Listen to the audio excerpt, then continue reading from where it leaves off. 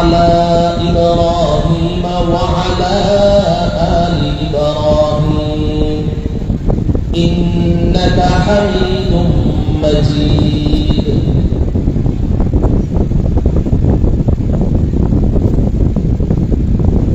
বাংলাদেশের ঐতিহ্যবাহী দ্বীনি ইদারা আল জামিআতুল কারিমিয়া নুরুল উলুম জুম্মাপাড়া মাদ্রাসা 2 দিনব্যাপী বার্ষিক ইসলামী মহাসম্মেলনের আজকের প্রথম দিনের শেষ অধিবেশনের সম্মানিত সভাপতি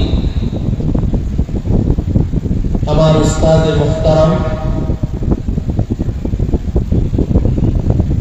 হযরত হাফেজ মাওলানা ইদ্রিস আলী সাহেব দামাত বারাকাতুহু এবং অত্র জামিয়ার নায়েবে রাইস আমার উস্তাদ মুহতারাম হযরত মাওলানা ইউনুস আলী সাহেব দামাত বারাকাতুহু সহ অত্র জামিয়ার আসাতিজায়ে কেরাম হযরত উলামায়ে কেরাম আইম্মায়ে মাসাজিদ খুতাবায়ে ইজম সামনে উপবিষ্ট আমার প্রাণাধিক প্রিয় আজিজ তালেবানে উলুমে নবুয়ত এবং আমার অত্যন্ত শ্রদ্ধাভাজন দীনদার পরহেজগার আল্লাহ প্রেমিক রাসূল প্রেমিক উলামা প্রেমিক ধর্মপ্রাণ ভাই বন্ধুগণ পর্দার অন্তরালে আমার মাতৃতুল্য ভগ্নিতুল্য মা ও বোনেরা,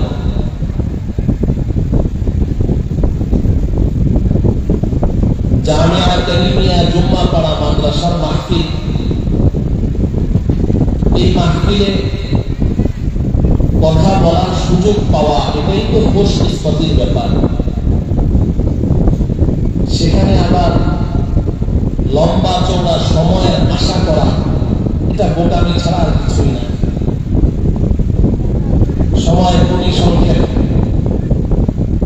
এবং আপনাদের আমাদের সবারই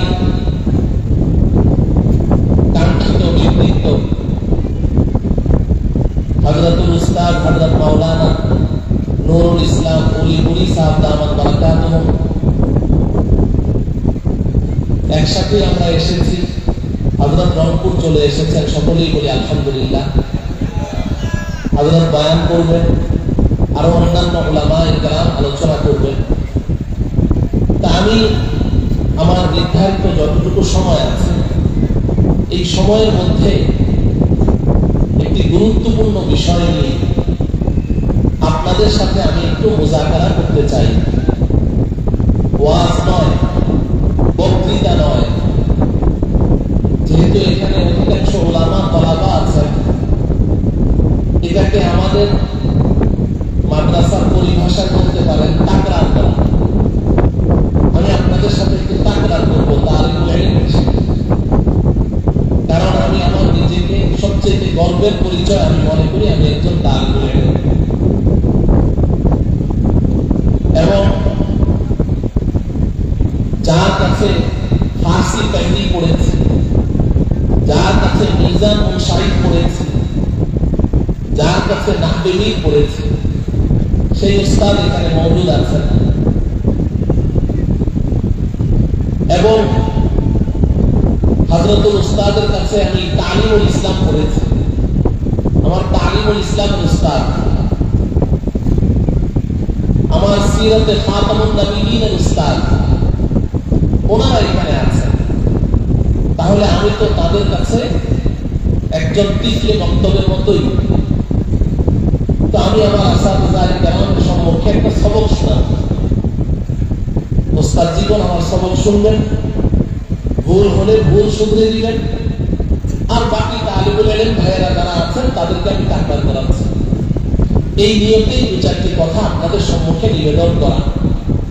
এবং খাস করে আজকে আমার মুখাতাব, আমার সামনে যে সমস্ত দীনদার সাথীরা আছে, এবং আরো খাস করে আমি তাদেরকে খেতাব করব যারা মুবাল্লিগীন সাথীরা আছেন, দাওয়াত তাবলীগের সাথে প্রত্যক্ষ পরোক্ষভাবে যারা জড়িত আছে। এক কথা, আজকে আমি আমার সকল সাথীদেরকে নিয়ে কিছু মুযাকারা করতে চাই। আল্লাহ রাব্বুল আলামিন আমাকে তিলাওয়াতকৃত আয়াত ও আহাদিসকে সামনে রেখে কোন প্রকার প্রান্তিকতার শিকার না হয়ে, কোন ব্যক্তি বা কোন গোষ্ঠীর প্রভাবে প্রভাবান্বিত না হয়ে ইনসাফপূর্ণভাবে ইহতিদালের সাথে কিছু হক কথা ইখলাসের সাথে আপনাদের সম্মুখে পেশ করার তৌফিক দান করুন। আমাদের সকলকে এই কথাগুলো আমলের উদ্দেশ্যে, দাওয়াতের উদ্দেশ্যে গভীর মনোযোগ সহকারে শোনা এবং বোঝার তৌফিক দান করুন। মুহতারাম হাজিরিন, এই যে মাদ্রাসায় আমরা আজকে এসেছি, জামিয়া কারিমিয়া নুরুল উলুম মাদ্রাসা, এই মাদ্রাসাটি এবং এই মাদ্রাসা যেই চিন্তাধারা ও আদর্শের উপরে প্রতিষ্ঠিত, এই চিন্তাধারা ও আদর্শের উপরে প্রতিষ্ঠিত বাংলাদেশে বর্তমান জরিপ অনুযায়ী ছোট বড় মিলিয়ে প্রায় 40,000 মাদ্রাসা রয়েছে। আলহামদুলিল্লাহ। এই মাদ্রাসাগুলোকে আমরা দুইটি নামে স্মরণ করে থাকি। একটি নাম হলো এই মাদ্রাসাগুলো দেওবন্দি মাদ্রাসা, বলেন ঠিক কিনা? এই জুম্মাপাড়া মাদ্রাসা কি মাদ্রাসা? সবাই বলেন দেওবন্দি মাদ্রাসা। আর আরেকটা নাম হলো কওমি মাদ্রাসা, তাই নয় কি? কওমি মাদ্রাসা বললে এই মাদ্রাসাগুলোকে বোঝায়, দেওবন্দি মাদ্রাসা বললে এই মাদ্রাসাগুলোকে বোঝায়।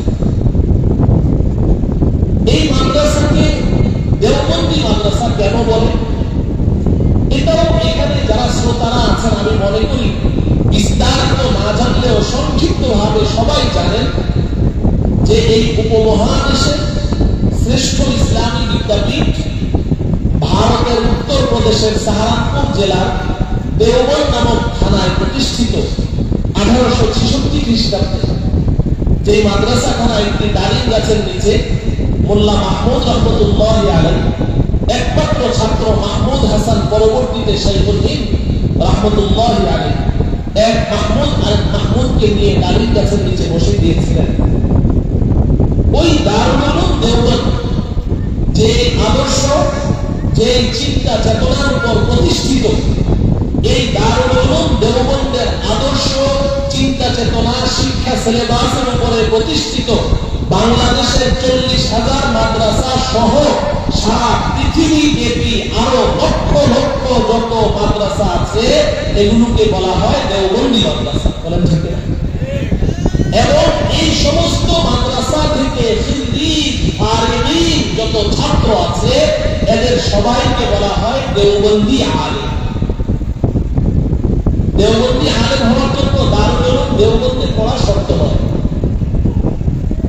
দেওবন্দি আলেম হওয়ার জন্য দারুল উলুম দেওবন্দের ছাত্র হওয়া সরাসরি শর্ত নয়, বরং পৃথিবীর যে কোনো প্রান্ত থেকে কেউ যদি দেওবন্দি মাদ্রাসায় পড়াশোনা করেছে কিংবা কওমি মাদ্রাসায় পড়েনি, অন্য কোনো দ্বীনি প্রতিষ্ঠানে পড়াশোনা করেছে, অন্য কোনো দ্বীনি প্রতিষ্ঠানে পড়েছে যেটাকে দেওবন্দি মাদ্রাসা বলে না, কিন্তু দারুল উলুম দেওবন্দের আমাদের আকাবির ওয়া আসলাফের চিন্তা চেতনা এবং আদর্শকে সে মনে প্রাণে বিশ্বাস করে এবং লালন করে, আকাবির ওয়া আসলাফে দারুল উলুম দেওবন্দের চিন্তা চেতনার উপর যদি সে প্রতিষ্ঠিত থাকে এবং একজন আলেম হয় তো তাকেও দেওবন্দি আলেম বলা।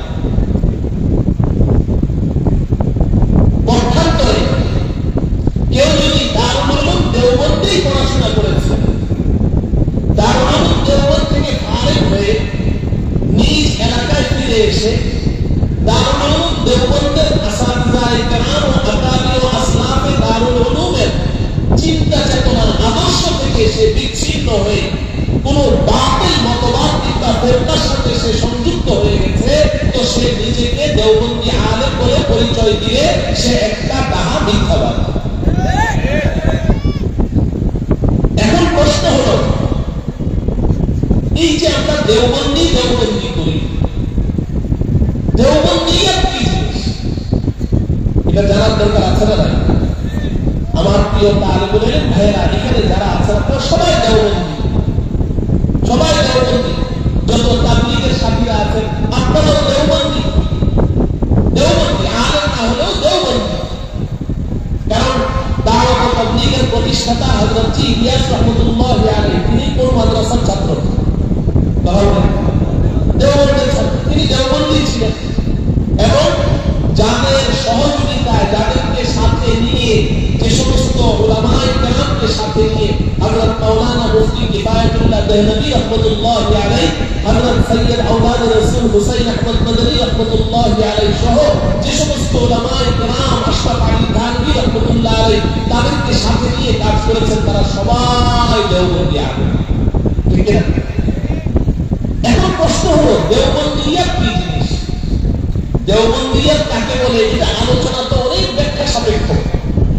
আমি আজকে আপনাদেরকে উসুলি কিছু কথা বলবো এবং এই উসুলের উপরে ভিত্তি করে সামনে আমার কিছু কথা বলা উদ্দেশ্য। এজন্য এটার উপরে সময় ব্যয় করা যাবে না। প্রিয় হযরত উলামায়ে কেরাম, মুবাল্লিগিন ভাইরা,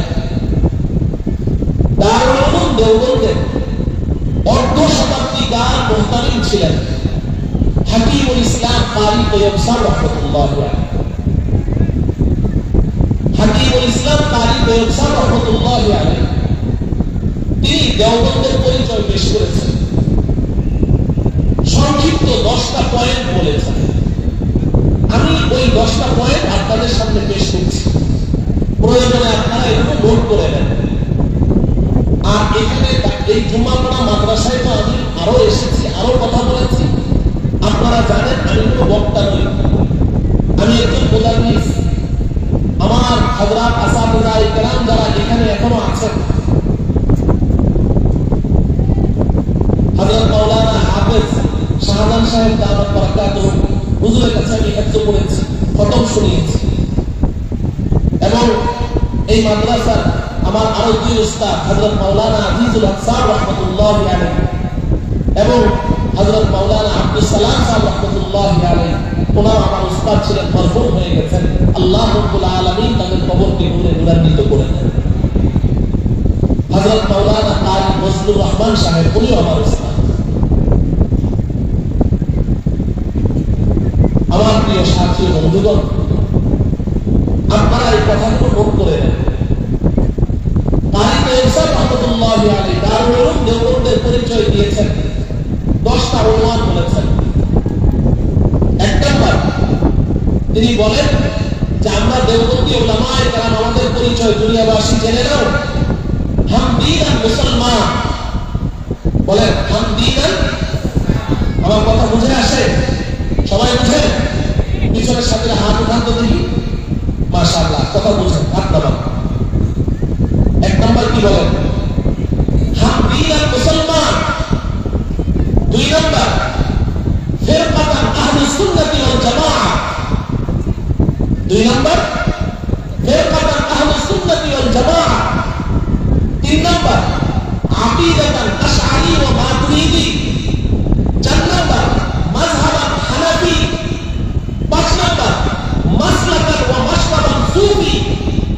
6 নম্বর, সুলুকান চিশতি ওয়া নকশবন্দি। 7 নম্বর, ফিকরান ওয়ালিউল্লাহি। 8 নম্বর, উসুলান রশিদি। 9 নম্বর, ফুরুআন কাসিমি। 10 নম্বর, নিসবাতান দেওবন্দি। সুবহানাল্লাহ, নিসবাতান দেওবন্দি। আমি আবার বলছি, মুখস্থ করে নেন। হাম দীনান মুসলমান, হাম দীনান মুসলমান, বলেন ফিরকাতান আহলুস সুন্নাতি ওয়াল জামাআহ। বলেন, সবাই বলেন ফিরকাতান আহলুস সুন্নাতি ওয়াল জামাআহ। আকিদাতান আশআরি ওয়া মাতুরিদি। মাযহাবান হানাফি। মাসলাকান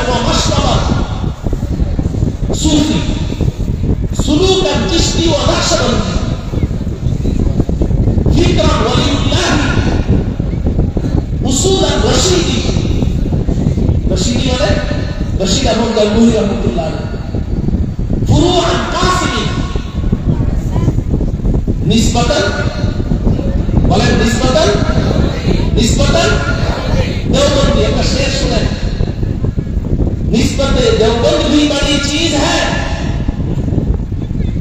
निस्बत देवबंद भी बड़ी चीज है जिसकी निस्बत नहीं उसकी इज्जत नहीं जिसकी निस्बत नहीं उसकी इज्जत नहीं खुद खुदा ने कह दिया अपने नबी से जो तुम्हारा नहीं वो हमारा मोहतरम भाइयों বর্তমান দুনিয়াতে আমি একজন কোরআন ও সুন্নাহ আগনা থেকে আগনা তালিবুল ইলম হিসেবে জিম্মাদারি নিয়ে দায়িত্ব নিয়ে কনফিডেন্সের সাথে ইয়াকিনের সাথে বলতে পারি বর্তমান দুনিয়াতে একমাত্র হক এবং হক্কানিয়তের পতাকাবাহী জামাতের নাম হচ্ছে উলামায়ে দেওবন্দ।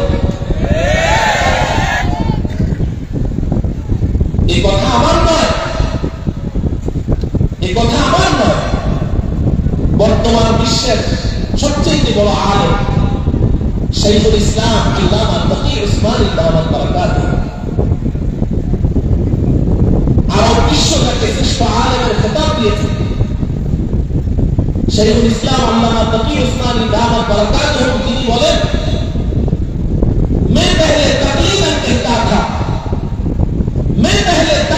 कहता था अब पूरी दुनिया सफर करने के बाद वसीलत के साथ कहता हूं उलमाए देवबंद ही हक पर। शेखुल इस्लाम আল্লামা তাকি উসমানী বলেন যে আমি আগে শুনে শুনে বলতাম, বড়দের কাছে শুনে শুনে বলতাম, কিন্তু এখন গোটা পৃথিবী ভ্রমণ করার পরে আপনাদের অনেকেরই জানা নেই শেখুল ইসলাম আল্লামা তাকি উসমানী এই পর্যন্ত গোটা পৃথিবী 2 বার ভ্রমণ করা শেষ হয়ে গেছে। পৃথিবীতে এমন কোন রাষ্ট্র নেই যে রাষ্ট্রে হযরতের পা পড়ে। তো শেখুল ইসলাম বলেন যে আমি গোটা পৃথিবীর সমস্ত মুসলমানদের ঈমান দেখেছি, আকীদা দেখেছি, আমল দেখেছি, তাকওয়া পরহেজগারি দেখেছি, আওয়ামদেরও দেখেছি, খাওয়াজদেরও দেখেছি, গোটা পৃথিবী পুরোটা আমি কষে নিয়েছি। গোটা পৃথিবী বন্ধন করার পরে এই দুনিয়াবাসী আমি তোমাদেরকে মেসেজ দিচ্ছি যে উলামায়ে দেওবন্দ হি হক পর হ্যায়, একমাত্র উলামায়ে দেওবন্দি হকের উপরে প্রতিষ্ঠিত হয়েছে। শুধুমাত্র উলামায়ে দেওবন্দ। আপনি প্রশ্ন করতে পারেন কারণ কি, বাকিরা কি হকের উপরে নেই? শুধু উলামায়ে দেওবন্দি হকের উপরে আছে? না বন্ধু, উলামায়ে দেওবন্দ হকের উপরে থাকার অর্থ হলো উলামায়ে দেওবন্দ তারা যে আদর্শের উপরে আছেন, যে সুন্নাহ এবং তরিকার উপরে আছেন, এটাই হক তরিকা, এটাই সুন্নাহ সম্মত তরিকা। অতএব গোটা পৃথিবীর মানুষ যারাই উলামায়ে দেওবন্দের এই চিন্তা চেতনা লালন করে তারা সবাই হবে।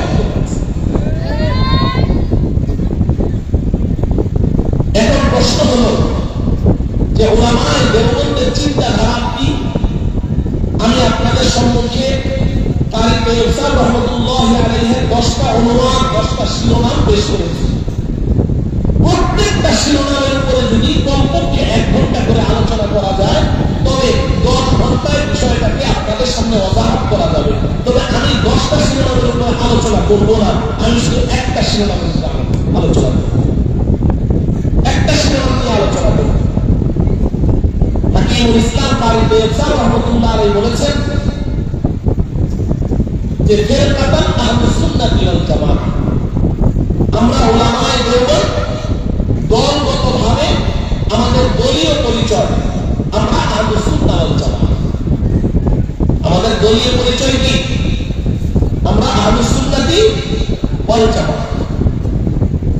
এখন প্রশ্ন হলো আহলুস সুন্নাতি ওয়াল জামাত এই শব্দ আসলো থেকে? এই শব্দ এসেছে জবানে নবুয়ত থেকে। সুবহানাল্লাহ। সূরা আলে ইমরান 106 এবং 7 নং আয়াতে আল্লাহ রাব্বুল আলামিন বলেন ইয়াওমা তাবিয়াদ্দু ওয়া তাসওয়াদ্দু ওয়ুজুহ ফাআম্মাল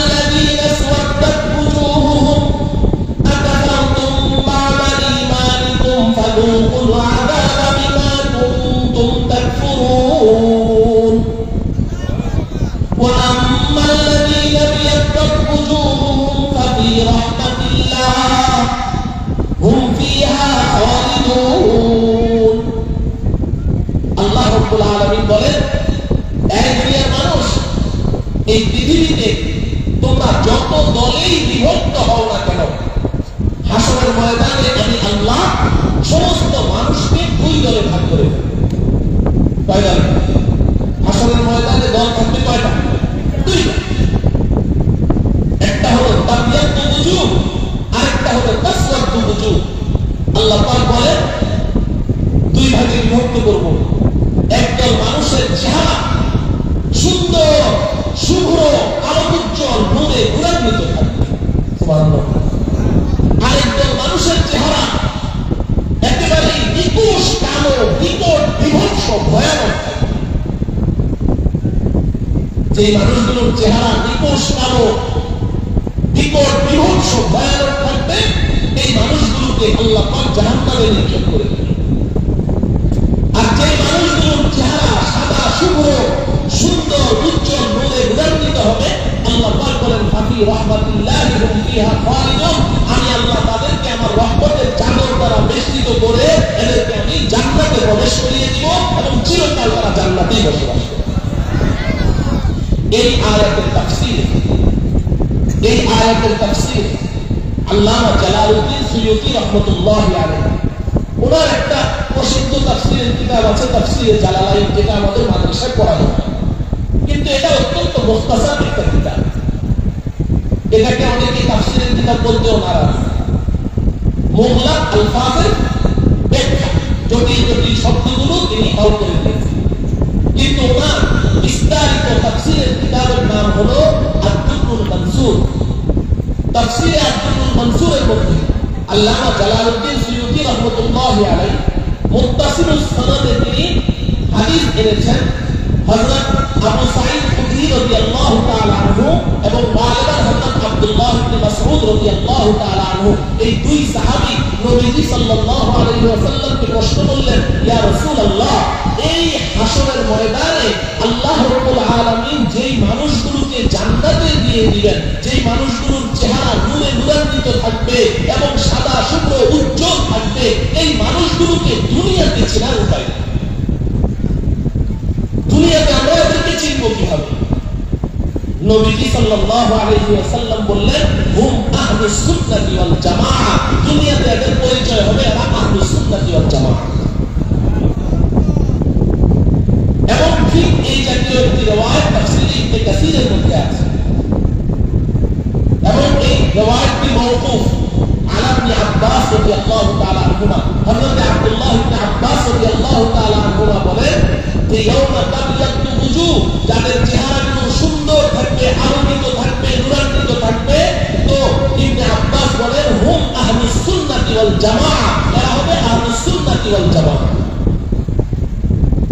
তাহলে আহলুস সুন্নাহ ওয়াল জামাআত এই কথাটা আমরা নিজেরা আবিষ্কার করেছি নাকি জবানে নবুয়ত থেকে বের হয়েছে? বরাবর করো, আহলুস সুন্নাহ ওয়াল জামাআত এটা আমাদের আবিষ্কার না নবীজি বলেছেন? নবীজি বলেছেন। এখন প্রশ্ন হলো আহলুস সুন্নাহ ওয়াল জামাআত এটা কি জিনিস?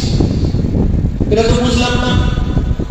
এই আহলুস সুন্নাহ ওয়াল জামাআতের ব্যাখ্যা আরেকটা হাদিসের মধ্যে এসেছে, ওটা তিরমিজি শরীফের মধ্যে আছে। হযরত আনাস ইবনে মালিক রাদিয়াল্লাহু তাআলা আনহু, আনাস ইবনে মালিক রাদিয়াল্লাহু তাআলা আনহু বলেন যে একদিন নবীজি সাল্লাল্লাহু আলাইহি ওয়াসাল্লাম আমাদেরকে লক্ষ্য করে বলেছেন, ইন্না বানি ইসরাঈল তাফাররাকাত আলা 72 মিল্লাহ। আমার সাহাবীরা শুনো, তোমাদের পূর্বে বনি ইসরাইল একটা দল, একটা গোষ্ঠী, একটা জাতি অতিবাহিত হয়েছিল। ওরা আপসের মধ্যে খালি দলাদলি করেছে, মতভেদ করেছে, ইখতিলাফ করেছে, দ্বন্দ্ব করেছে। এই ইখতিলাফ করতে করতে ওদের মধ্যে 72টা দল সৃষ্টি হয়ে গেছে। ওয়াতাফতারিকু উম্মতি আলা 73 মিল্লাহ। আর আমার উম্মত একবার একটা সময় আসবে, এরাও আপসের মধ্যে খালি দ্বন্দ্ব করবে, ঝগড়া করবে, আর বিরোধ পোষণ করবে, কেউ কাউকে মানতে চাইবে না, প্রত্যেকে নিজের মতকে সঠিক মনে করবে। আমার উম্মতের মধ্যে এমন দলাদলি হতে হতে আমার উম্মত 73 দলে বিভক্ত হবে। নাউযুবিল্লাহ। এরপর নবীজি বলছেন কুল্লুহুম ফিন্নার ইল্লা মিল্লাতান ওয়াহিদা। নবীজি বলেন এই 73 দলের মধ্যে 72টি দল জাহান্নামে যাবে, একটি মাত্র দল জান্নাতে যাবে। সুবহানাল্লাহ।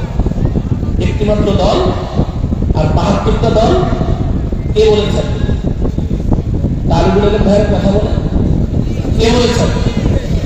জাহান্নামী কয় দল? জাহান্নামী কয় দল? জান্নাতি কয় দল? একটা দল। কথা বলবেন, জান্নাতি দল কয়টা? সাহাবায়ে কেরাম জিজ্ঞাসা করলেন, মান হিয়া ইয়া রাসূলুল্লাহ, মান হিয়া ইয়া রাসূলুল্লাহ, ওহে আল্লাহর রাসূল, এই যে আপনি বললেন একটা মাত্র দল জান্নাতি হবে, এই জান্নাতি দল কারা? ভালো করে বুঝেন, জান্নাতি দল কারা? নবীজি সাল্লাল্লাহু আলাইহি ওয়াসাল্লাম জবাব দিলেন, মা আনা আলাইহি ওয়া আসহাবি, এ আমার সাহাবীরা শুনো, জান্নাতি দল হচ্ছে যেই দলটা আমি রাসূলুল্লাহ এবং আমার সাহাবাদের আদর্শ, সুন্নাহ এবং তরিকার উপরে প্রতিষ্ঠিত থাকবে।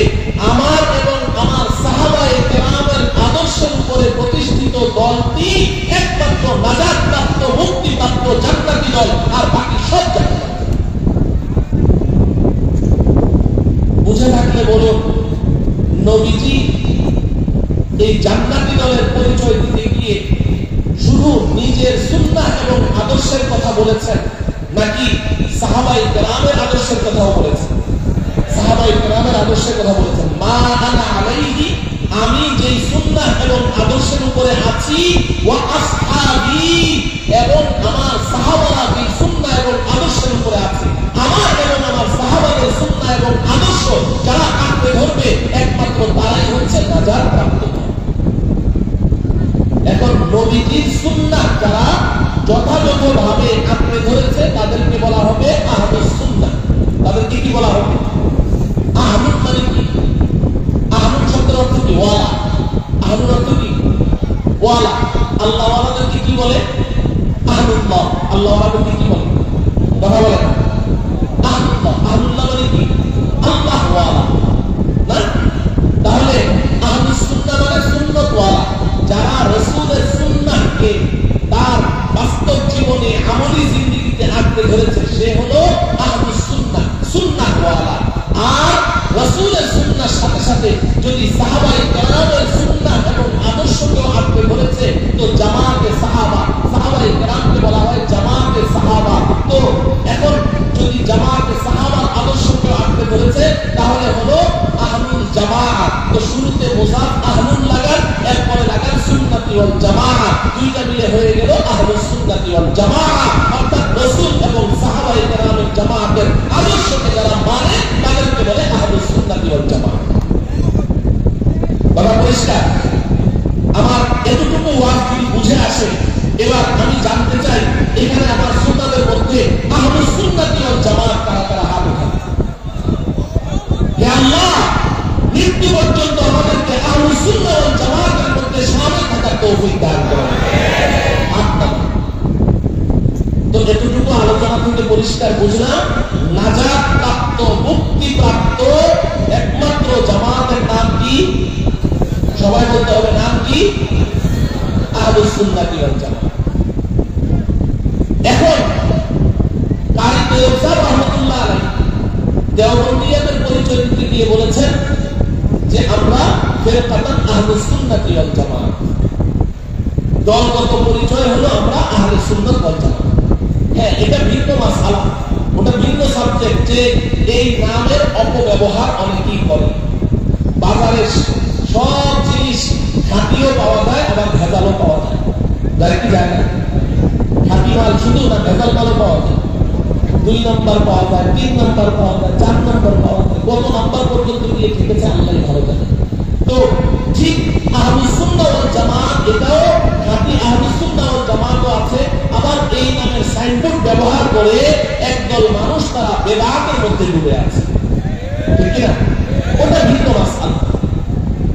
তো এখন এই আহলুস সুন্নাহ ওয়াল জামাআতের পরিচয় যে কারি তৈয়ব সাহেব রাহমাতুল্লাহ আলাইহি দিলেন, তো এখানে আহলুস সুন্নাহ ওয়াল জামাআতের মধ্যে আমরা পেলাম রাসূলের সুন্নাহ, রাসূলকেও মানে, সাহাবায়ে কেরামকেও, এরাই আহলুস সুন্নাহ ওয়াল জামাআত।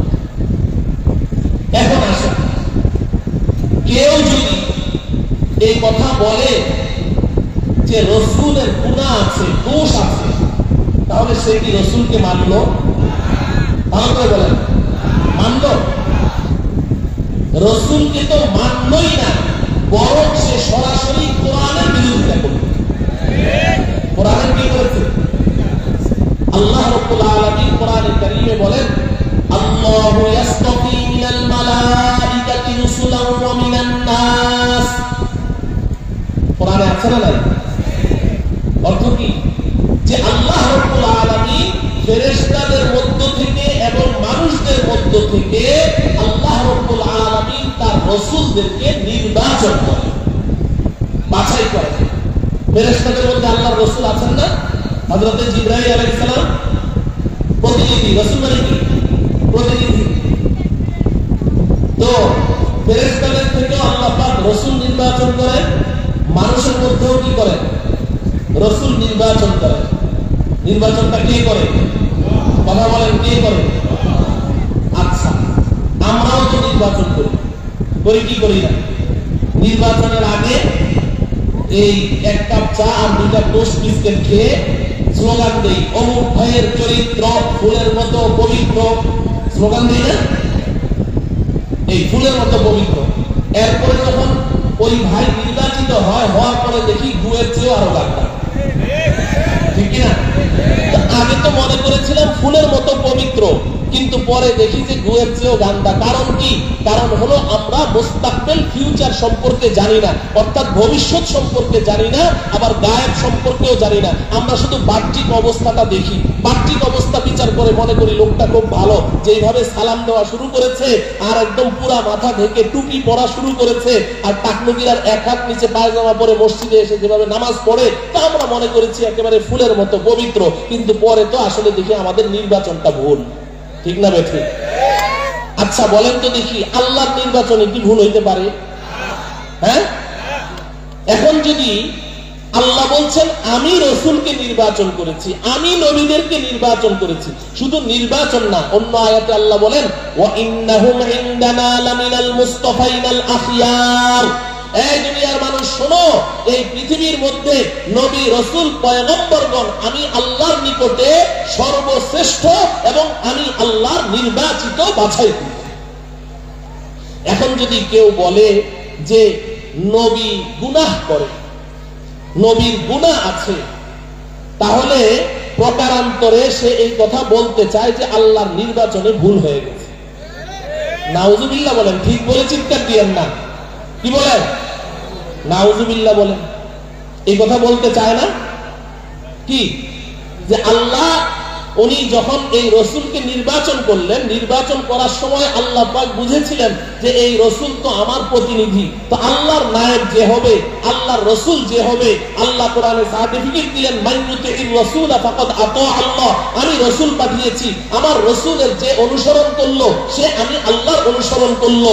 আমাকে বলছেন আল্লাহ পাক যে তুমি রাসূলের অনুসরণ করো, রাসূলকে দিয়ে বলাচ্ছেন কুল ইন কুনতুম তুহিব্বুনাল্লাহ ফাত্তাবিউনি। হে রাসূল আপনি বলে দেন তোমরা যদি আল্লাহর ভালোবাসার দাবিদার হও, আমি রাসূলের অনুসরণ করো। যদি আমি রাসূলের অনুসরণ করতে পারো তো তোমরা তো দাবি করেছো আল্লাহকে ভালোবাসো, তোমরা ছিলে প্রেমিক, আল্লাহ ছিলেন প্রেমাস্পদ। যদি আমার অনুসরণ করতে পারো তাহলে আল্লাহ হয়ে যাবেন প্রেমিক, তোমরা হয়ে যাবে প্রেমাস্পদ। তা আল্লাহ বলেছেন রাসূলের অনুসরণ করো, আমি বলছি রাসূলের গুনাহ আছে, তাহলে আমি প্রকারান্তরে এই কথা বলতে চাই যে আল্লাহ পাক যে রাসূল নির্বাচন করেছেন, নির্বাচন করার সময় আল্লাহ বুঝতে পারেন নাই যে এই রাসূল গুনাহ করবে, ভুলে নির্বাচন করেছেন। এই কথা বলতে চায় না? তো আহলুস সুন্নাহ ওয়াল জামাতের পরিচয় যে আমরা দিলাম, এই আহলুস সুন্নাহ ওয়াল জামাত সমস্ত নবী রাসূলের ব্যাপারে কি আকীদা রাখে? ওই যে কারি তৈয়ব সাহেব রাহমাতুল্লাহ আলাইহি বলেছেন আকীদাতান আশআরী ওয়া মাতুরিদি। আমাদের ফিকহের ইমাম হচ্ছেন ইমামে আবু হানিফা। ফিকহের ইমাম কে? কথা বলে না। ফিকহের ইমাম কে? ইমাম আবু হানিফা। কিরাতের ইমাম কে? আমরা যে কোরআন তেলাওয়াত করি, কিরাতের ইমাম কে? কিরাতের ইমাম তো ইমাম আবু হানিফা না। কিরাতের ইমাম কে? ইমাম হাফস ইবনে আসিম রাহিমাহুল্লাহু তাআলা। ঠিক আকীদা এবং বিশ্বাস যেটার উপরে ঈমানের ভিত্তি, এই আকীদার ইমামকে কারি তৈয়ব সাহেব রাহমাতুল্লাহ আলাইহি বলেছেন আকীদাতান আশআরী ওয়া মাতুরিদি। ইমাম আবুল হাসান আশআরী, ইমাম আবু মনসুর মাতুরিদি রাহিমাহুল্লাহু তাআলা। এখন ইমাম আবুল হাসান আশআরী, ইমাম আবু মনসুর মাতুরিদি, ওনারা আমাদের আকীদার ইমাম। অতএব যারা আবুল হাসান আশআরী, ইমাম আবু মনসুর মাতুরিদি ওনাদের আকীদা যারা লালন করে তারাই আহলুস সুন্নাহ ওয়াল জামাত। যারা তাদের আকীদা থেকে ভিন্ন মত পোষণ করে তারা আহলুস সুন্নাহ ওয়াল জামাত থেকে বহিষ্কার। আর ইমাম আবুল হাসান আশআরী, আবু মনসুর মাতুরিদি, এই দুই ইমাম তারা দুজনেই একমত যে নবী রাসূল পয়গম্বরগণ তারা নবুয়ত লাভ করার পূর্বেও কোনো গুনাহ করে নাই, পরে তো গুনাহ করার কোনো প্রশ্নই ওঠে। কবলান নবুওয়া বাদান নবুওয়া, নবী রাসূলগণ নবুয়ত প্রাপ্তির আগেও কোনো গুনাহ করে নাই, পরে তো গুনাহ করার কোনো প্রশ্নই। এই যে নবী রাসূলগণ তারা কোনো গুনাহ করেন নাই, এই কথাটাকে আমাদের শরীয়তের পরিভাষায় বলা হয় ইসমতে আম্বিয়া। কি বলে শব্দটা মুখস্থ করেন? কি বলে? ইসমতে আম্বিয়া। ইসমত শব্দের অর্থ নিষ্পাপ। ইসমত মানে নিষ্পাপ হওয়া। তো নবী রাসূলগণ সবাই মাসুম ছিলেন। বলেন, নবী রাসূলগণ সবাই কি ছিলেন? মাসুম ছিলেন। এটা কাদের আকীদা? আহলুস সুন্নাহ ওয়াল জামাতের আকীদা। বলেন, কাদের আকীদা? আহলুস সুন্নাহ ওয়াল জামাতের আকীদা হলো নবী রাসূল পয়গম্বরগণ তারা সবাই নিষ্পাপ ছিলেন, তাদের কোনো গুনাহ নেই। এখন এই উম্মতের মধ্যে সর্বপ্রথম, ভালো করে বুঝেন, আপনারা কিন্তু একটা ক্লাসে বসেছেন, খুব মনোযোগ দিয়ে শুনেন। সর্বপ্রথম এই উম্মতের মধ্যে একটা বাতিল ভ্রান্ত একটা দল আবিষ্কার হয়েছিল। এই দলটার নাম হলো ফিরকায়ে হাসবিয়া। এই ফিরকায়ে হাসবিয়া তারা প্রথম এই আওয়াজ